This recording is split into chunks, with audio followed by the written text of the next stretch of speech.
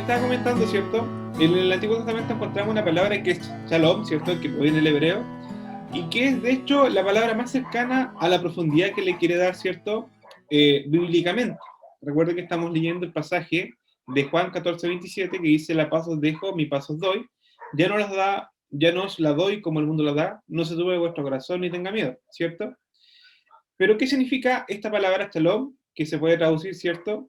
Y es como que estuviera diciendo lo siguiente: deseo que tengas salud, bienestar y prosperidad, ¿ya? Eso es lo que está diciendo.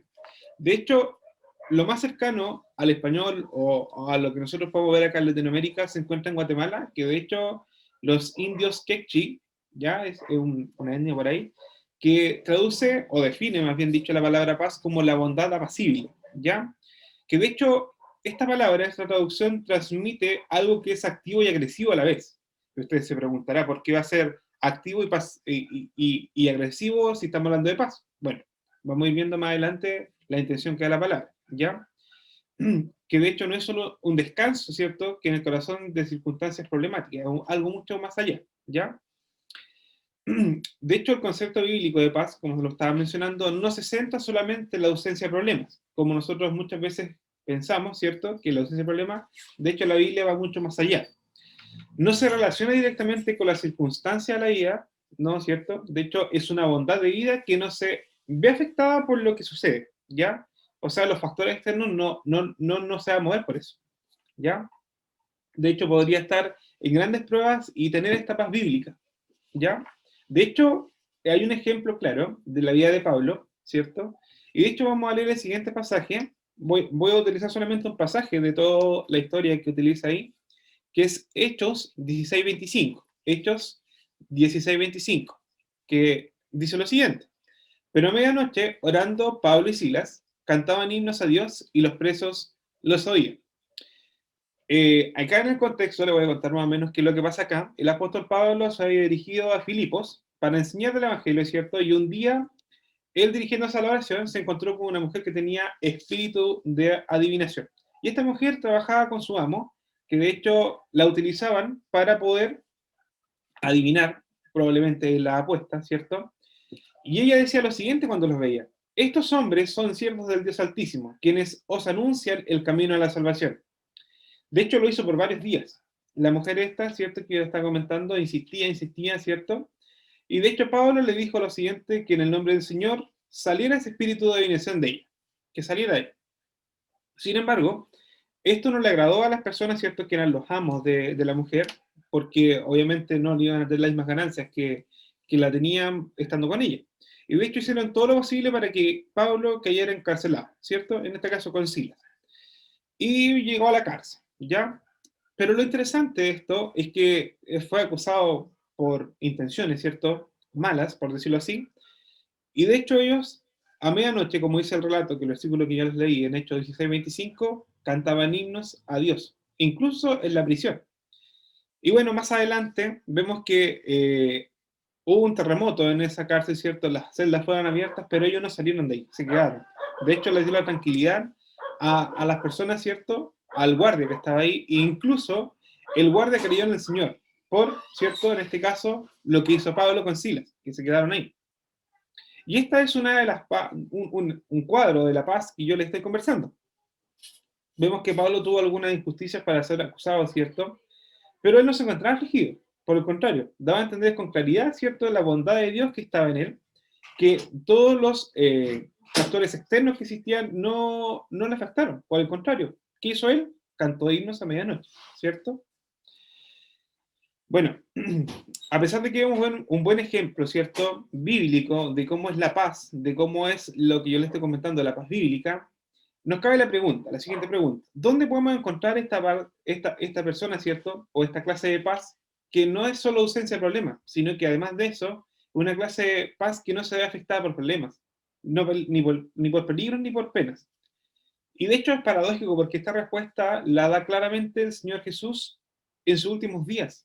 De hecho, una noche antes de llegar a la cruz, antes de morir, ¿cierto? Él sabía todo lo que iba a suceder, que se iba a encontrar, ¿cierto?, con sus enemigos, probablemente, ¿cierto?, más bien de ellos hacia él, y todas las acusaciones que se le iban a presentar.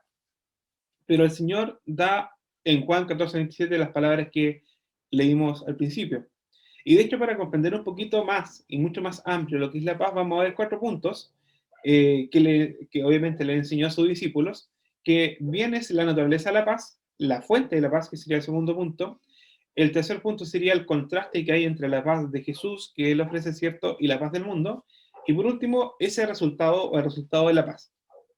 Y comenzamos con el primer punto, que dice lo siguiente: la naturaleza de la paz. Y para comprenderla debemos ver 2 puntos, ¿ya? Dos puntos que probablemente le podríamos mencionar, que es más o menos conceptual, ¿ya? Que hablamos primero de la paz objetiva, que es respecto a la relación que tenemos con Dios, y por otro lado tenemos la paz subjetiva. Solamente son conceptos, ¿cierto? Que la paz subjetiva es la experiencia de vida que puede tener uno como creyente, como le pasó a Pablo, en este caso, en el ejemplo que vimos anteriormente, ¿ya? Y tenemos que recordar, siempre tenemos que recordar que la persona que no se encuentra regenerada no tiene paz con Dios, ¿ya? Esa paz objetiva que yo les comentaba recién no puede ser alcanzada por una persona no regenerada, ¿ya? Y esto pasó para con cada una de las personas, ¿cierto? Comenzando desde Adán y Eva, de cuando cayeron, ¿cierto? De hecho, Romanos 5:10 menciona que antes éramos enemigos de Dios. Los que creyeron, ¿cierto? Hoy en día creen, antes eran enemigos de Dios, dice Romanos 5:10. Porque si siendo enemigos, ¿cierto? Siendo enemigos, fuimos reconciliados con Dios por la muerte de su Hijo. Mucho más, estando reconciliados, seremos salvos por su vida, ¿cierto? Pero en el mismo versículo, Romanos 5:10, encontramos que cuando recibimos a Jesucristo, dejamos de ser enemigos de Dios e hicimos una tregua con Él. Llegamos a su lado, ¿cierto? Y la hostilidad que existía concluyó. Jesucristo recibió el tratado de paz con su sangre y, obviamente, derramada en la cruz. Y luego en Efesios 6:15 leemos lo siguiente, Efesios 6:15, y calzados los pies con el apresto del Evangelio de la Paz. Probablemente usted esté pensando en la armadura, ¿cierto? Y claramente acá está hablando de los pies, ¿ya? El calzado. Y lo menciona como el Evangelio de la Paz, ¿cierto? De hecho, él le quiso decir el Evangelio de la Paz, Pablo en este caso, a las buenas nuevas de salvación, o sea, el Evangelio que nosotros siempre hemos escuchado. Y es el Evangelio, ¿cierto? Es lo que hace que una persona que estaba en guerra con Dios esté ahora en paz con Él, ¿cierto? Y esto es la paz objetiva. Es decir, no tiene nada que ver cómo, ¿cierto?, nos sentimos o creemos. Es un hecho, ¿ya? Es un hecho. De hecho, Romanos 5:1, le voy a adicionar un versículo, Romanos 5:1, dice lo siguiente: justificados pues por la fe, tenemos paz para con Dios por medio de nuestro Señor Jesucristo. Y de hecho, cuando hablamos de justificación, yo tuve el otro día la bendición de poder compartir una definición de lo que es la justificación, ¿cierto? Que es un acto legal, instantáneo, ¿cierto?, delante de Dios en el que Él da nuestros pecados por perdonados, ¿cierto? Y la justicia de Cristo como perteneciente a nosotros. Ya Él perdona nuestros pecados y la justicia de Cristo viene hacia nosotros y nos declara justos delante de sus ojos, ¿ya? En palabras simples, podríamos decir que debo mencionar, ¿cierto?, que un pecador vil y malvado no puede entrar a la presencia de un Dios santo. Algo debe hacer recta esa persona impía, ¿cierto?, antes de que esa paz, antes de estar en paz con Dios, ¿ya? Tiene que existir esto, ¿cierto? Algo tiene que pasar. Y eso fue lo que hizo Jesús. Ese algo que yo le estoy comentando es lo que hizo Jesús, ¿ya? Al morir. Él imputó su justicia, ¿cierto?, a los que creen, para poder tener esta paz con Dios, para poder tener también la comunión con Dios, ya que probablemente nosotros hayamos escuchado bastante. Y de hecho, en Colosenses 1, del 20 al 22, Colosenses 1, encontramos explícitamente lo que Cristo hizo en nosotros, ¿ya? Dice, o lo que yo le estoy comentando, que era ese algo, acá lo explica Colosenses 1, 20 al 22. Dice lo siguiente: y por medio de él reconciliar consigo todas las cosas, así que las que están en la tierra como las que están en los cielos, haciendo la paz mediante la sangre de su cruz, ¿cierto? Y a vosotros también, que erais en otro tiempo extraños y enemigos en vuestra mente, haciendo malas obras, ahora os ha reconciliado, ¿ya? En su cuerpo de carne por medio de la muerte, para presentaros santos y sin mancha e irreprensibles delante de él. Ya no somos enemigos, ¿cierto? Sino que ahora estamos en paz, ¿cierto? Porque somos reconciliados. Estamos en paz con Dios porque estamos reconciliados. Recuerden que estamos hablando de la paz objetiva, ¿ya? Todavía no llegamos a la paz subjetiva. De hecho, para poder entender un poquito más, me gustaría mencionar, es como que si nosotros estuviéramos a un lado y Dios estuviera en el otro. Ya tenemos dos extremos, por decirlo así, ¿ya? Imagínense, probablemente haya visto una imagen de un puente, ¿cierto? Por un lado tenemos a Dios, ¿cierto? Del otro lado está el hombre, ¿ya? Entonces, ¿qué hizo Cristo acá? Bueno, Él llenó la brecha, ¿cierto? Acá tenemos, a cada lado tenemos a Dios, al otro lado tenemos al hombre, y en medio tenemos a Cristo que llenó esa brecha, ¿cierto? Y que hizo que Dios tomara la mano, ¿cierto?, del hombre. Y se juntaron, hicieron un apretón de manos, ¿sí? Jesucristo nos ha juntado ahora con Dios, ¿cierto?, a través de su obra, para cada uno de los creyentes, ¿cierto? Y está, ¿cierto?, disponible para cada uno de los que creen. Pero Jesús, en Juan 14:27, que es el pasaje principal, no está hablando directamente de la paz objetiva, sino que está hablando de la paz subjetiva, ¿ya? Y experimental. Cuando me refiero a experimental, es directamente cómo trabajamos en nuestra vida, ¿ya? De hecho, es tranquilidad en el alma, una paz establecida positiva, ¿cierto?, que afecta a las circunstancias de la vida, ¿ya? Y yo, de hecho, antes les comentaba que cómo podía ser una paz agresiva, porque les daba una definición, ¿cierto?, y le decía que era una paz agresiva. ¿Por qué razón? Bueno, aquí les voy a comentar. En lugar de ser victimizada, ¿cierto?, esta paz, o a ser alterada por lo de afuera, ella no hace eso, por el contrario. Ella no cambia. Lo ataca, ¿cierto?, a los problemas y los devora, por decirlo así, se come los problemas. Esta paz bíblica, porque nosotros podemos escuchar esa paz, ¿cierto?, que es probablemente tranquilizar, que es superficial, pero acá está hablando de algo mucho más grande, ¿ya? Que abarca, ¿cierto?, mucho más. De hecho, se podría que es un tranquilizador divino, sobrenatural, que de hecho es permanente, ¿cierto? Es permanente, positivo y sin efectos secundarios, porque nosotros podríamos decir que andamos bien, pero en un momento podemos caer porque la paz no fue, ¿ya? Eso no pasa con la paz bíblica, por el contrario. Esta es la paz de la que nos habla, ¿cierto?, en Filipenses 4:7, que dice lo siguiente, Filipenses 4:7. Y la paz de Dios, que sobrepasa todo entendimiento, guardará vuestros corazones y vuestros pensamientos en Cristo Jesús. La paz de Dios no se basa en circunstancias, ¿ya? No se basa en lo que pasa, ¿cierto? No pasa como sucede en el mundo, ¿ya? Como la paz del mundo. Por lo que no siempre tiene sentido para nuestra mente. Pasa un poco más allá. De hecho, parece que no fuera razonable, ¿cierto?, que existiera paz en medio de los problemas que puedan pasar. De hecho, no podría ser muy razonable que Pablo cantara, ¿cierto?, en la cárcel, cuando veían que estaban ahí probablemente en un lugar oscuro, húmedo, no muy agradable, por el contrario. Y la palabra guardará, que se utiliza en Filipenses 4:7, significa estar firme en un puesto y proteger contra la agresión de un enemigo, ¿ya? Para entenderlo un poco más, vamos a ver un ejemplo, que es el caso, por ejemplo, de una fortaleza y un guardia, ¿ya? Siempre en una fortaleza, probablemente en alguna película usted haya visto una fortaleza, ¿cierto? Un castillo donde tiene sus muros y arriba hay un vigilante, hay un guardia. En este caso, si nosotros tomamos esa referencia, la fortaleza es Cristo. Esa estructura que está externa, ¿cierto?, es Cristo. ¿Y quién es el guardia? El guardia es la paz, ¿ya? Entonces, cuando Cristiano está dentro de esta fortaleza, nadie lo va a poder sacar de ahí, ¿cierto? La paz de Dios está de guardia en ese momento, ¿ya? La paz bíblica que yo le estoy comentando está de guardia. Y evita, ¿cierto?, que las preocupaciones carcoman nuestros corazones y que los pensamientos destruyan nuestra mente. Los malos pensamientos destruyen nuestra mente.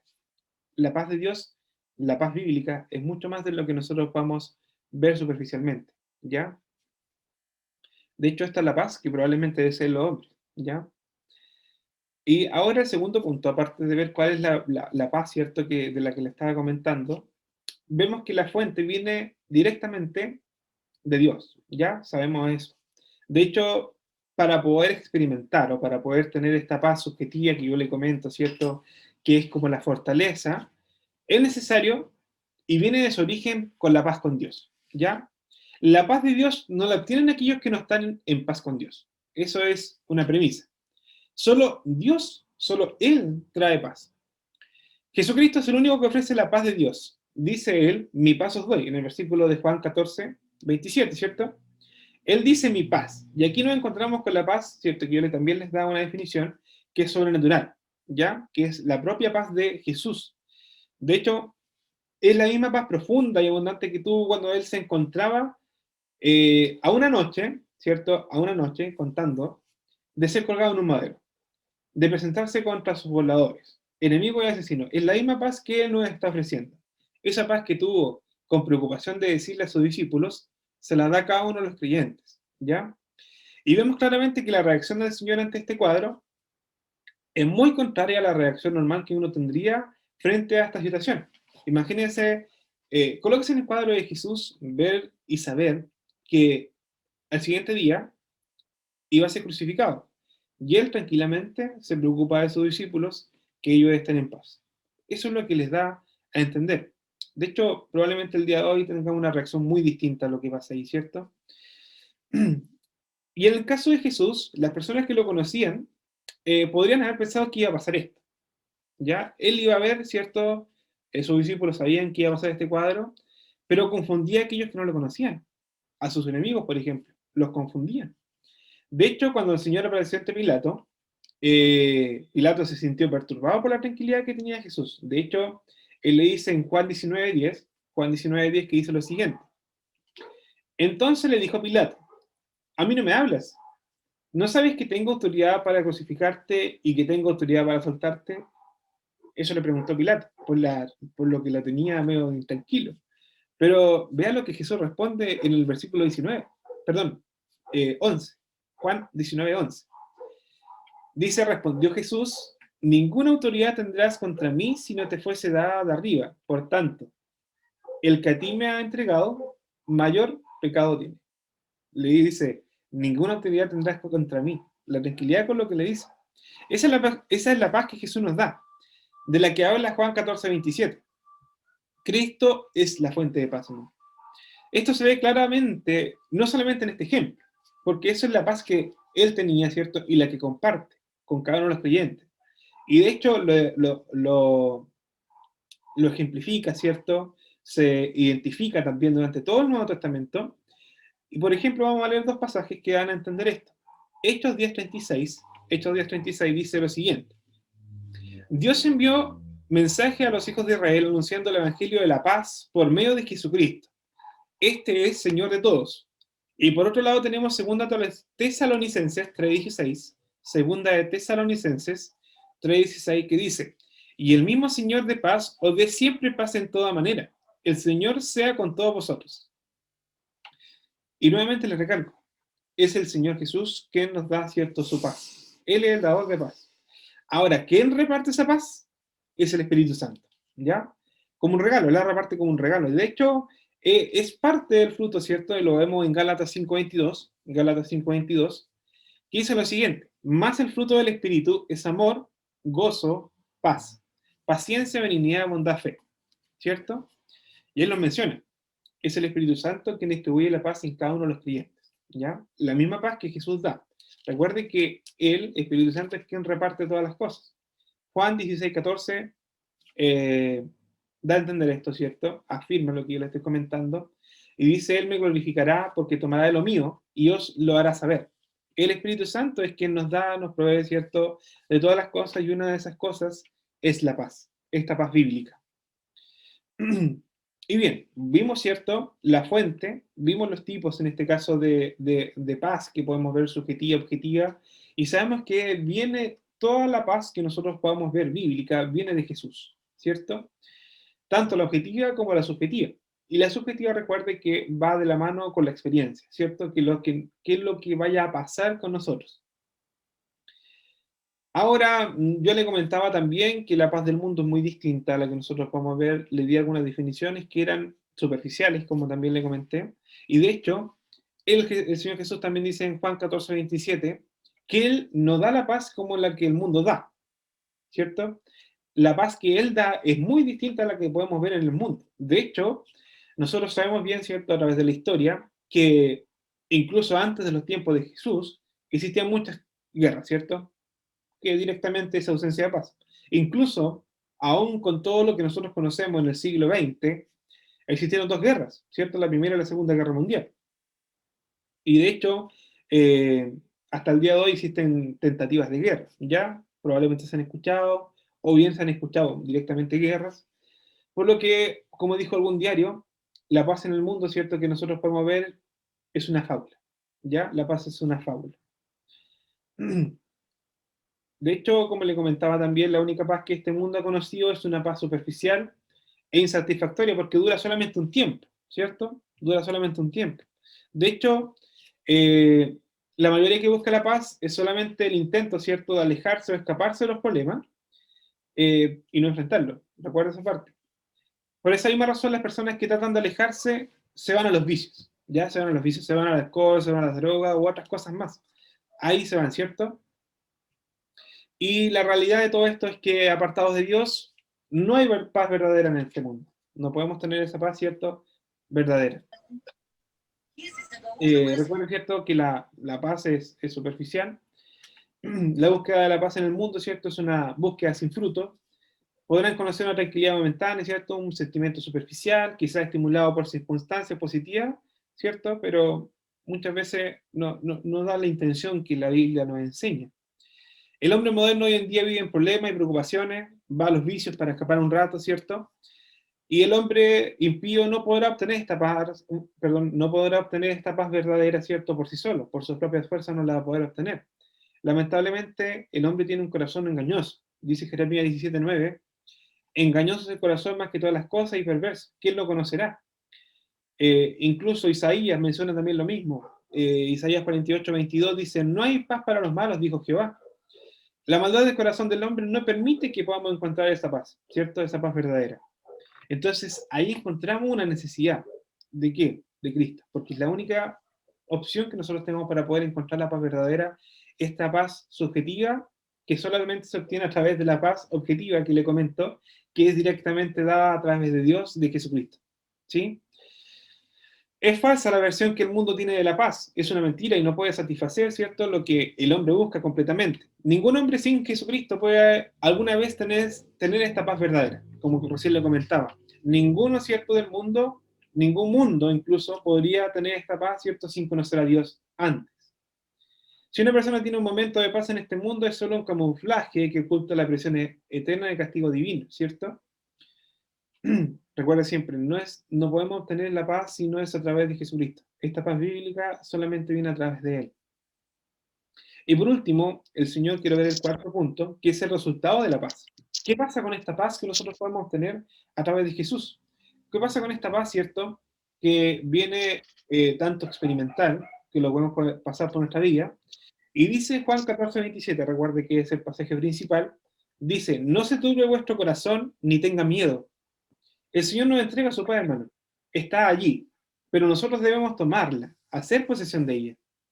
El Señor la coloca a disposición de cada uno de los creyentes. Cada uno de nosotros deberíamos tomarla para poder tener, ¿cierto? Y no pasar por estas afrentas, por estas tristezas, porque probablemente las vayamos a pasar. El Señor dice que, no dice que no las vayamos a pasar, sino que nos dice que vamos a poder pasarlas. ¿Ya? Eso es lo que nos está dando a entender esta paz. La paz que Jesús da tiene que ser recibida, ¿cierto?, y aplicada en nuestras vidas.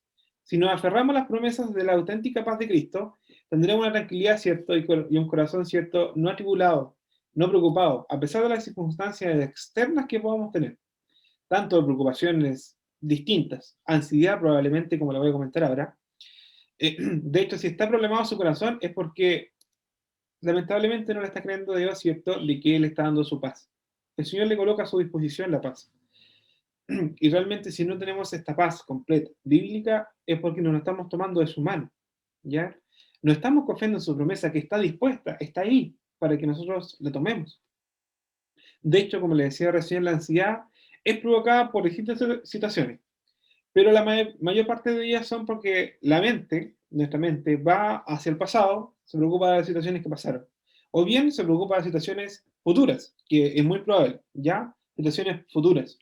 De hecho, debemos tener en cuenta lo que el Señor nos dijo con respecto a esto, que Él iba a tener bajo cuidado tanto nuestro futuro, ¿cierto? Y perdonado incluso nuestro pasado. El Señor mismo, ¿cierto?, nos enseña en Mateo 6:34, dice, así que no os afanéis por el día de mañana, porque el día de mañana traerá su afán. Y dice lo siguiente, termina de hecho este pasaje con la siguiente frase, dice, basta cada día su propio mal, ¿cierto? O sea, el Señor conoce, ¿cierto? Está al control de todo, incluso de nuestro presente, ¿cierto? Que, bueno, si lo vemos de la perspectiva de Dios, Él está, ¿cierto?, con el tiempo, el eterno, ve el tiempo siempre. Ya está en el pasado, presente y futuro, ¿cierto? Él ve todo, cada uno de los tiempos. De hecho, nuestra concentración, nuestra mente debería estar en confiar en Dios, ¿cierto? Para las necesidades de hoy, de hoy. Eso es lo que nos enseña acá. Incluso en Colosenses 3:15 dice que la paz de Cristo es un gran recurso para ayudarnos a conocer la voluntad de Dios, ya para nuestro futuro, ¿cierto?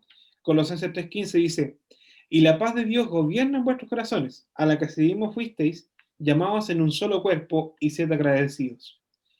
Y aquí, la palabra gobierne da, bueno, si la traducimos, ¿cierto?, desde directamente del griego, significa arbitrar, ¿ya? Eso es lo que está hablando con gobierne, que es muy similar, probablemente un sinónimo.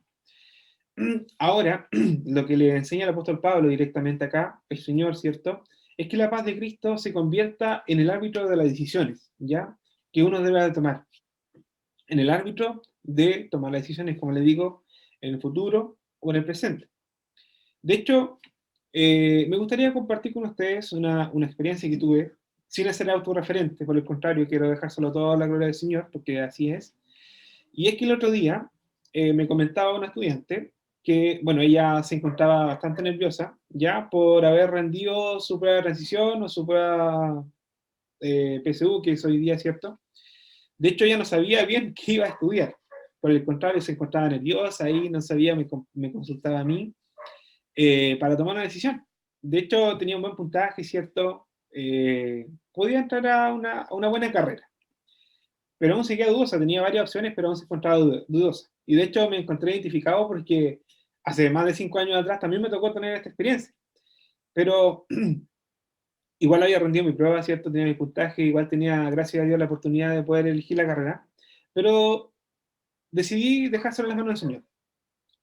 Que Él arbitrara la decisión, ¿cierto? Y de hecho eso no solamente me dio tranquilidad, sino que me dio paz, ¿cierto? No tan solamente en ese momento, sino que durante toda mi carrera e incluso hasta el día de hoy. Ahora, ¿cierto? La idea es que el Señor evite nuestras decisiones. Ahora, volviendo a Colosenses 3:15, ¿cierto? Pasada la experiencia, dice que la paz de Dios a la que seguimos fuiste llamados en un solo cuerpo. O sea que la paz también es necesaria para, en nuestros corazones, ¿cierto? Para tener esta unidad cristiana, ¿ya? Para tener esta unidad como cristianos. Si no le hacemos caso a este llamado, a esta paz, no le permitimos, ¿cierto?, que arbitre nuestras vidas, entonces no vamos a tener esta unidad, ¿cierto?, en el cuerpo porque vamos a ir, ¿cierto?, de un lado para el otro y no van a andar en dirección, ¿cierto?, en la misma dirección. Es necesaria esta paz porque el Señor permite arbitrar, ¿cierto? Permite arbitrar nuestras decisiones y vamos a tener esta unidad en el cuerpo, ¿ya? Porque si no, cada uno haría lo suyo, como les comento recién. Nos andarían para todas direcciones y no por un camino. La paz de Cristo es también una fuente interminable de fortaleza, hermano, en medio de las dificultades.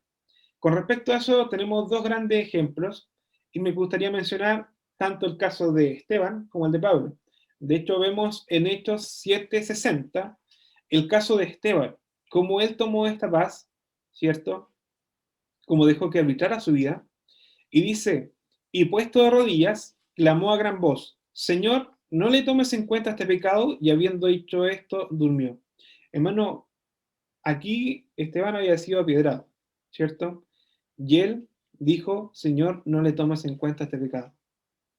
Y por otro lado tenemos a Pablo, que fue expulsado, ¿cierto?, de la ciudad, de hecho, sacado casi sin vida de una, ¿cierto?, y pasar por un sinfín de situaciones. Y de hecho dice en 2 Corintios 11, 24 al 29, vamos a leer un pasaje más o menos extenso, y dice lo siguiente, 2 Corintios 11, 24 al 29. De los judíos, 5 veces he recibido 40 azotes menos uno. 3 veces he sido azotado con varas, una vez apedreado, 3 veces he padecido naufragio, una noche y un día he estado como un náufrago en alta mar, en camino muchas veces, en peligro de ríos, peligro de ladrones, peligros de los de mi nación, peligros de los gentiles, peligros en las ciudades, ¿cierto? En la ciudad, peligro en el desierto, peligros en el mar, peligros entre falsos hermanos. En trabajo y fatiga, en muchos desvelos, en hambre y sed, en muchos ayunos, en frío y en desnudez. Y además de otras cosas, lo que sobre mí se agolpa cada día, la cooperación por todas las iglesias, ¿Quién enferma y yo no enfermo? ¿A quién no se le hace tropezar y yo no me indigno? Esa es la misma paz que tiene cada creyente en Cristo Jesús. El apóstol Pablo, de hecho, indica más atrás en el capítulo 4, mismo libro, 2 Corintios 4, del 8 al 11, dice que estamos atribulados en todo, mas no angustiados, en apuros, mas no desesperados, perseguidos, mas no desamparados, derribados, pero no destruidos, llevando en el cuerpo siempre por todas partes la muerte de Jesús, para que también la vida de Jesús se manifieste en nuestros cuerpos. Porque nosotros que vivimos siempre estamos entregados a muerte por causa de Jesús, para que también la vida de Jesús se manifieste en nuestra carne mortal. Y añade en el versículo 16 al 18, por tanto no desmayamos, aunque esté nuestro hombre exterior se va desgastando, el interior no obstante se renueva día a día. Porque esta leve tribulación momentánea produce en nosotros un cada vez más excelente y eterno peso de gloria, no mirando nosotros las cosas que se ven, sino las cosas que no se ven. Pues las cosas que se ven son temporales, pero las que no se ven son eternas. Es decir, Pablo, en este caso, en este ejemplo, y lo que nos da a entender a través, ¿cierto?, del libro de Corintios, es que él no se enfocó en sus problemas, no se enfocó en los problemas, sino que se enfocó en la promesa de Dios, de sostenerlo firmemente, ¿cierto?, y finalmente glorificarlo. Es muy probable que los problemas van y vuelven, ¿cierto? Pero la gloria es eterna. Esto lo entendió Pablo, ¿cierto?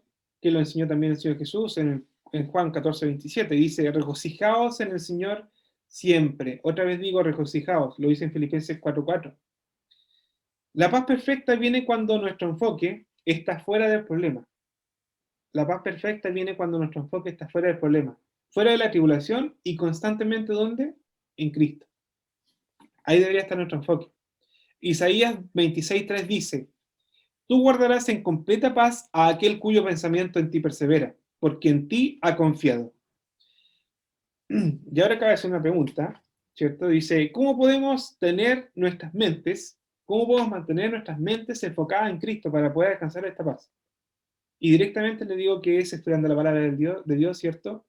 Y permitiendo que el Señor, por medio de su Espíritu Santo, nos enseñe, dejándolo que fije nuestros corazones, ¿cierto?, en la persona de Jesucristo, a través de Jesús, ¿cierto? Y por último, concluyo con un versículo, que es Salmo 46:10.